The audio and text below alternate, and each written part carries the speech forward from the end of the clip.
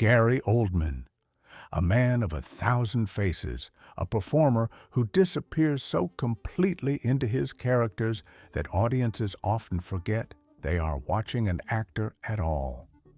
From the bloodthirsty Dracula to the noble Commissioner Gordon, from a punk rocker to Winston Churchill, Oldman has embodied them all.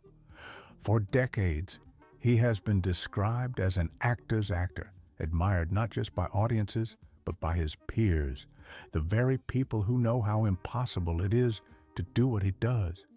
He is called a chameleon, a shapeshifter, a master of transformation. But who is the man behind these masks? This is the story of Gary Oldman, a story of a working-class boy from South London who rose through hardship, battled demons, and conquered Hollywood to become one of the greatest actors alive.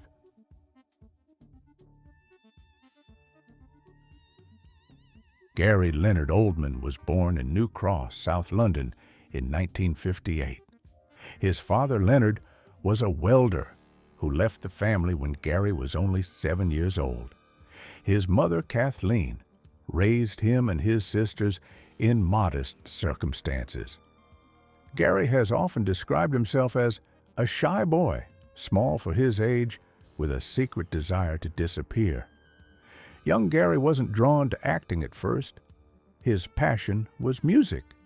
He idolized David Bowie, mimicked his voice, and even played piano by ear.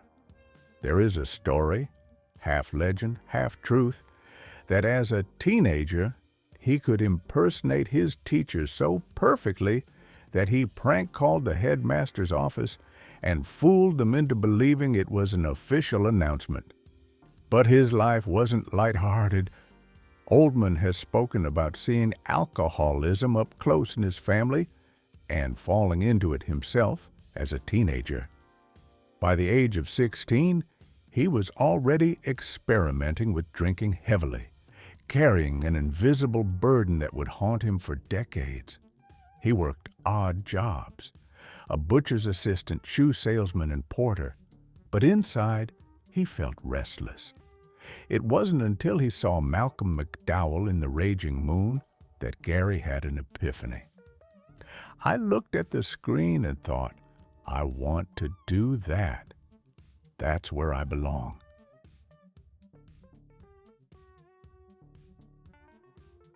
When Gary applied to the Royal Academy of Dramatic Art, RADA, he was rejected. They told him, bluntly, to find another career, but he refused to give up. Instead, he enrolled at Rose Bruford College, where he studied acting with fierce dedication. On stage, he developed a reputation. His performances in Shakespeare and Harold Pinter plays were raw, intense, sometimes frightening. One critic called him a beast on stage. Daniel Day-Lewis, who watched him perform early on, allegedly said, "Gary burns on stage like nobody else." Whether the quote is fact or legend, it captures the sense that something extraordinary was brewing. Oldman became part of the Royal Court Theatre, a hub for radical new plays. He lived on little money, sometimes skipping meals to pay rent, but he poured everything into acting. This period forged his discipline and intensity, qualities that would later make him unforgettable on screen.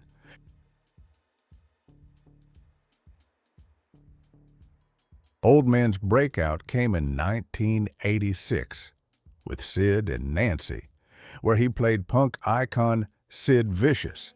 He lost nearly 30 pounds for the role, surviving on a diet of milk and cigarettes. The performance shocked critics and audiences alike. Suddenly, Gary Oldman was no longer just a stage actor. He was a phenomenon. He followed this with Prick Up Your Ears, 1987, portraying playwright Joe Orton. Again, critics marveled at his commitment. He wasn't just playing roles, he was inhabiting them completely. British tabloids soon dubbed him the bad boy of cinema, claiming his method acting was so extreme it put other actors at risk. By the late 1980s, Oldman had become one of the most electrifying new talents in British film. But he wanted more. Hollywood was calling.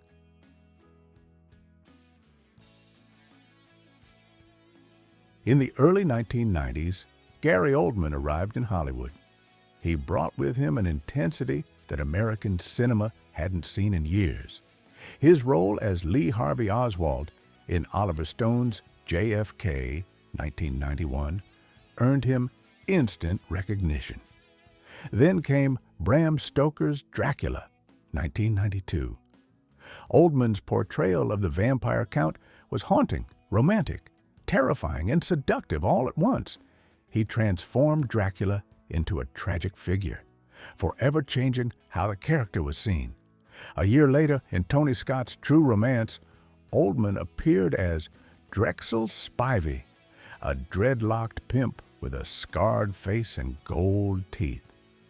He was on screen for less than 10 minutes, yet audiences never forgot him. In The Professional, 1994, he played Norman Stansfield, a corrupt DEA agent whose unhinged performance reached legendary status. His scream of "Everyone" became one of cinema's most iconic moments. For nearly a decade, Oldman was typecast as Hollywood's ultimate villain. Quentin Tarantino once called him the best screen psycho alive. But behind the curtain, his alcoholism was spiraling. In the 1990s, his drinking threatened to destroy both his career and his personal life.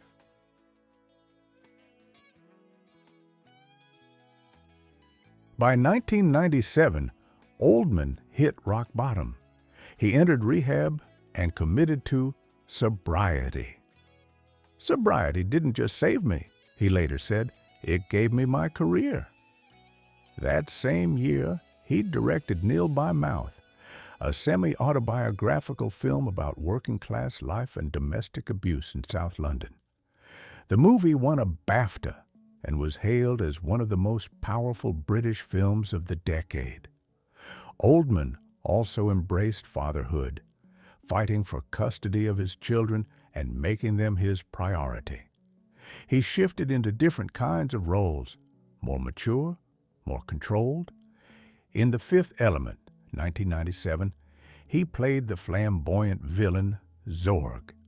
In Air Force One, 1997, he went toe-to-toe with Harrison Ford as a ruthless terrorist. He was still intense, still magnetic, but no longer just the psycho. He was proving his range.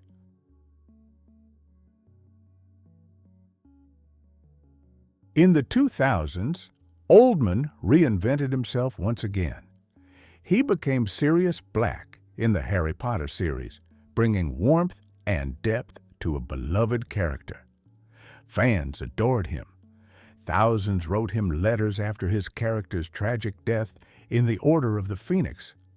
Then came Christopher Nolan's Batman Begins, 2005.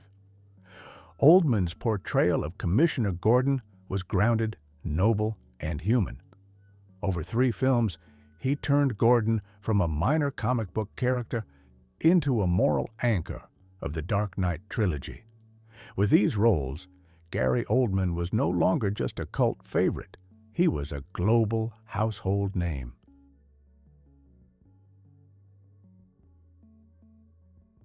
Despite decades of brilliance, Oldman had never won an Oscar. That changed with Darkest Hour, 2017. His portrayal of Winston Churchill was a masterclass in transformation.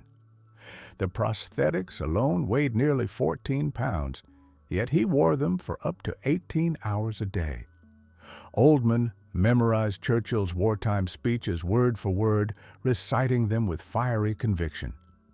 The performance earned him the Academy Award for Best Actor. In his speech, he thanked his mother, who was watching from home, calling her on live television to share the moment. It was the crowning achievement of a career already filled with unforgettable roles.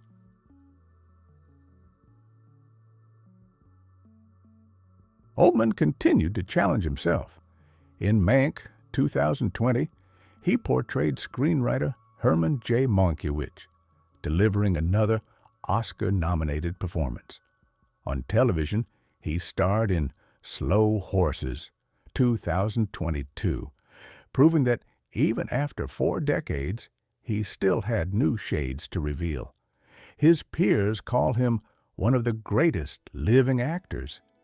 He is admired not just for his transformations, but for his refusal to settle, his restless pursuit of truth in every role. There is even a story, whether true or not, that Daniel Radcliffe once told him, "You were the father figure Sirius was to me, both on screen and off."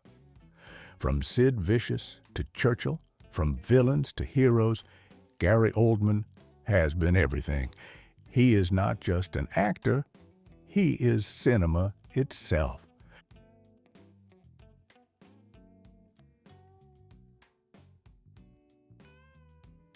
From a troubled boy in South London to an Oscar-winning legend, Gary Oldman's journey is one of resilience, reinvention, and relentless artistry. He once said, "I don't disappear into roles, I find myself in them." Perhaps that is why his performances feel so real, because they are pieces of him hidden inside Dracula, Sirius Black, Jim Gordon, and Winston Churchill. As the camera fades, we remember his most iconic line as Churchill, "We shall never surrender." And in Gary Oldman's career, surrender was never an option. This has been Bio Vault. Thank you for watching. If you enjoyed this journey, remember to like, share, and subscribe for more stories of the icons who shaped our world.